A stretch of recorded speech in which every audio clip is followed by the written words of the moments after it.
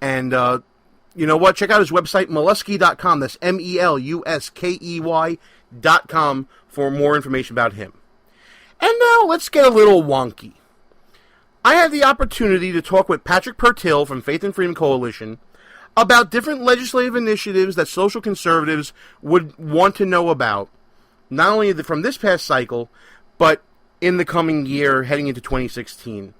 Here's that interview with Patrick Purtill right now.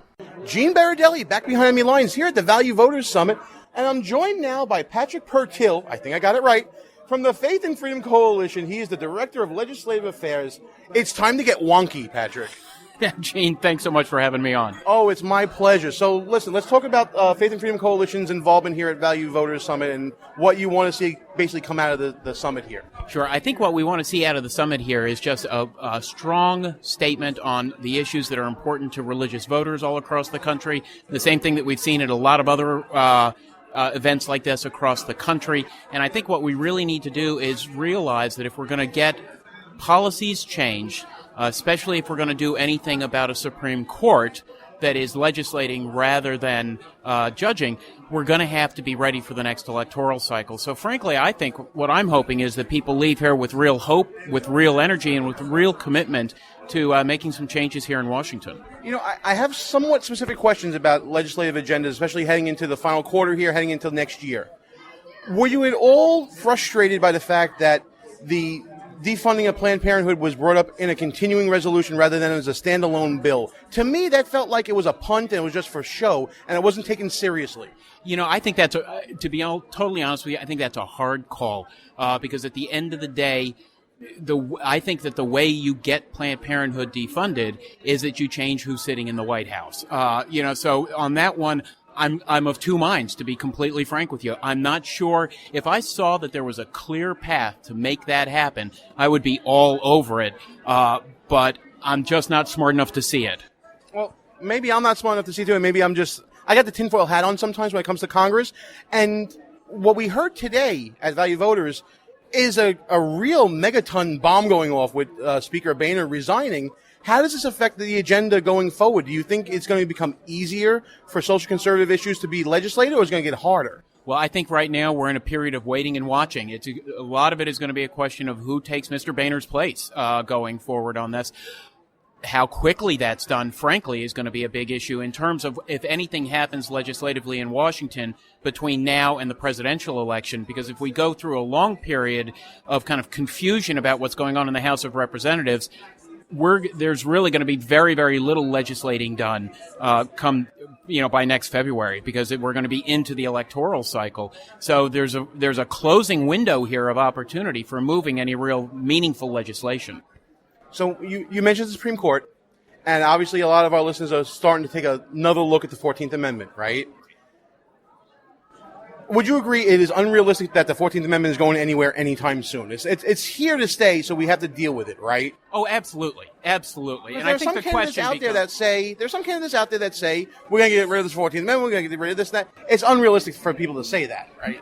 I think it's unrealistic for people to say that. I worked on Capitol Hill for a number of years, and I was up there the last time there was an amendment to the U.S. Constitution, and it had been introduced by James Madison. So these things can take a long time to work through the process. It's a little time. But here's one thing that other of us have thought about, and that is whether Congress can limit the court's powers via Article 3.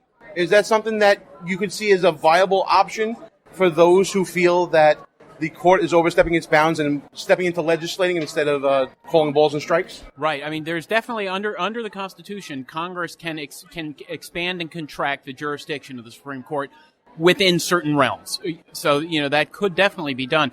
Once again, I don't see that happening. I think that what is more likely to happen is that we get a personnel change. And come the next election, when the next president is sworn in, 3 of the sitting Supreme Court justices are going to be older than 80 years. They're going to be over 80 years old. The next president will appoint 1, 2, possibly 4 justices to the Supreme Court. And that is going to change the complexion of this nation, for good or for ill, for generations. I think what you're also seeing now is the necessary change in thinking that the electorate is given to social conservative issues, especially given the news about Planned Parenthood and Kim Davis and other things going on. It's more on the forefront of voters' minds than it was in 2012, right? Absolutely. And to be honest with you, I think the best example that you can find of that is the last presidential debate. I have never heard people talk about pro-life issues more clearly, more forcefully. I mean, I'm old enough to remember when people would hem and hodge and dodge, and please don't ask me a question about abortion. These guys were not only ready for it, they were articulate on the issue, and they were strong. So, I mean, I took a lot of hope out of how far the ball has moved just in the way the candidates are speaking about the topic. Well, now we see how the candidates speaking on the topic on our end. What are you seeing from the other side? Are you seeing the dip, duck, dive, and dodge of that used to be on the Republican side? Now the Democrats are the ones that have to shuck and jive the issue. I think you're dead right, and I think that once the debates come where you've actually got a Republican facing a Democrat and they're going to be forced to a hard decision, this might even be part of the reason why the Democrats have yet to hold a debate. And there are a lot of Democrats who are deeply frustrated by the fact that their own party doesn't seem to be having a discussion, at least not a public discussion that's going on around this. But I think come the debate between the Republican and the Democratic nominee, whoever those two people happen to be, you're going to see a sharp contrast on this issue. Because of the Planned Parenthood videos, we don't need to rely on the moderator to ask a tough question. We can do it in the back and forth. You're talking about an open discussion amongst Democrats. I didn't even think that was possible.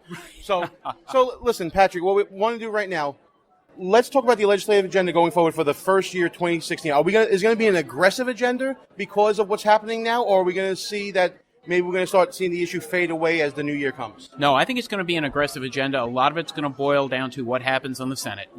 Do we hold the Senate? Now, I just want to wrap back for 1 second and say there is one issue right now that I think could move this Congress, and there are not many of those things. There's a real consensus forming on the right, really driven by the right, but between right and left on criminal justice reform. So there's a lot of issues around sentencing reform. There's a lot of agreement that the federal government has criminalized far too much activity, that we've incarcerated too many people for too long, and sometimes the wrong people, that we need to keep prison for the people who are a threat to society of violence or continuing crime. But some of the lower level people, it doesn't make sense economically or morally to keep them behind bars. And I think that there's a real chance that you could see folks like Senator Grassley moving a very, very serious bill on criminal justice in the Senate and having the House kind of run along with them. I love it when we get wonky on the show. It's the time we get to really show our chops here. So like I said, Patrick, let's tell everybody about Faith and Freedom Coalition, where they can find more information about the legislative agenda there, and any more issues about justice reform and everything that we've been talking about here today. Sure, absolutely. Faith and Freedom Coalition is a 501c4 organization, so we're more political than a lot of folks. We are involved in equipping and engaging grassroots evangelicals, conservative Catholics, and Orthodox Jews in the political process, and we're really an organically grown organization from the state level up. I represent them in Washington, but really our real organization is throughout the states and with our individual members. So we work on life, marriage, religious liberty. We're very involved in human trafficking, in criminal justice reform, and just a host of other issues that are up here in Washington. Well, we look forward to hearing more from the organization and more from you. We'll definitely come back on the show anytime you want. Gene, thanks so much for having me on. And that was Patrick Pertil from Faith and Freedom Coalition. Folks, it's final thought time here on the show.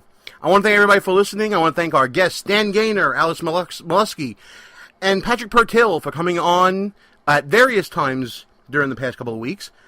But as a final thought, I want everybody to know this show is our 1-year anniversary as Behind Enemy Lines. Thanks, everybody, for your support and for always being there for us, helping us grow. Check out the blog, www.BehindEnemyLinesRadio.us. And check us out next week, folks, because as for now, we are out of here. Our position's been compromised. It's time to roll out. Report for debriefing at www.BehindEnemyLinesRadio.us. And look for regular communications via Facebook and Twitter at BEL_radio. You are the resistance. Behind Enemy Lines.